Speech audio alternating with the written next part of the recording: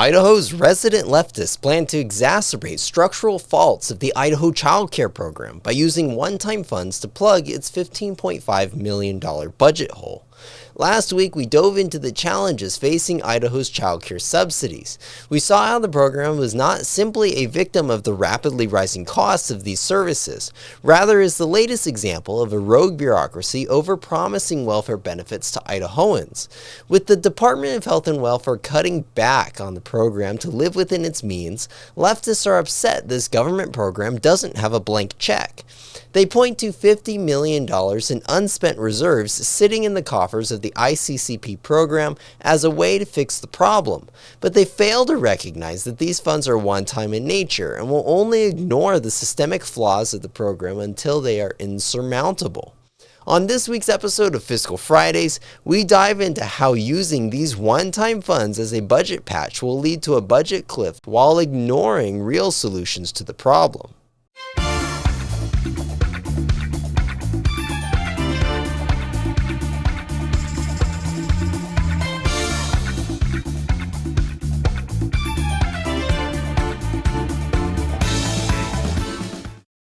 If you missed last week's episode of Fiscal Fridays, here's a brief recap.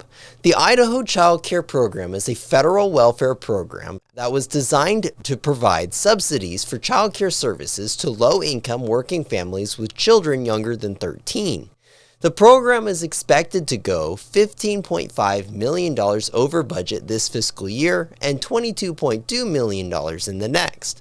This was due to the combination of rising childcare prices and the Department of Health and Welfare overpromising generous benefits without legislative oversight. IDHW Director Alex Adams worked to get the budget back on track by restoring the program for the truly needy, pausing enrollment, and covering a more reasonable share of the market. This was the only responsible thing to do to prevent shouldering the taxpayer with the additional financial burden, but leftists are displeased. Chairwoman of the Idaho Democratic Party, Representative Lauren Necochea of Boise, penned a letter last week expressing her unhappiness with the incoming cuts to the Idaho Child Care program. She called for using a $50 million collection of funds to fill the gap, but this proposal is short-sighted. These funds are one-time in nature because they accumulated from unspent balances in previous years of the child care program. Therefore, once spent, these funds may never be available again.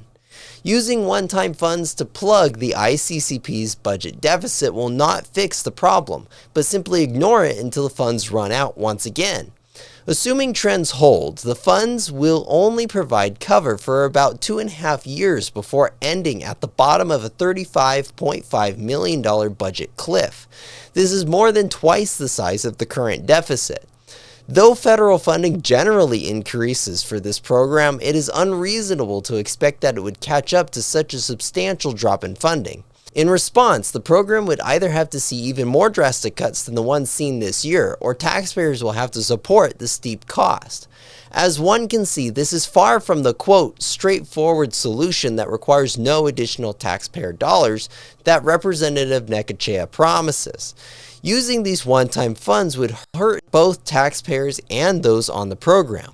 The Department of Health and Welfare's present course correction for the ICCP budget is well-timed. It preempts the projected shortfall before it is impossible to recover. A real solution to the ICCP budget shortage would require deregulation, not adding more money to the program. What leftists won't tell you is this program is a likely contributor to the rising costs of childcare. The ICCP bases its benefit payouts on average market rates. This offers providers perverse incentives to raise their rates to draw in more government funds.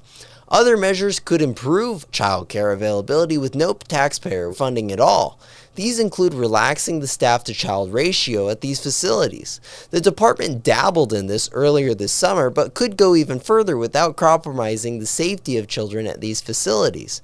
This would increase the number of seats available and relieving the shortage and high prices. And for the naysayers who argue that parents want smaller staff-to-child ratios, this could be an opportunity for the market to decide what the appropriate ratio should be, not some arbitrarily assigned value imposed by bureaucrats. In a free market, parents are in control, as it should be. In closing, using one-time funds to support the Idaho Childcare program is merely a look-the-other-way tactic. In the end, it will hurt enrollees and Idahoans at large far worse than making reasonable cuts to the program now. More money isn't the solution. Rather, less government intervention in the childcare market is just what Idahoans need to make this service more affordable. Thank you for supporting the Idaho Freedom Foundation's message of liberty. Please like and subscribe to help spread the word. For more episodes of Fiscal Fridays or other great content from the Idaho Freedom Foundation, please visit idahofreedom.org.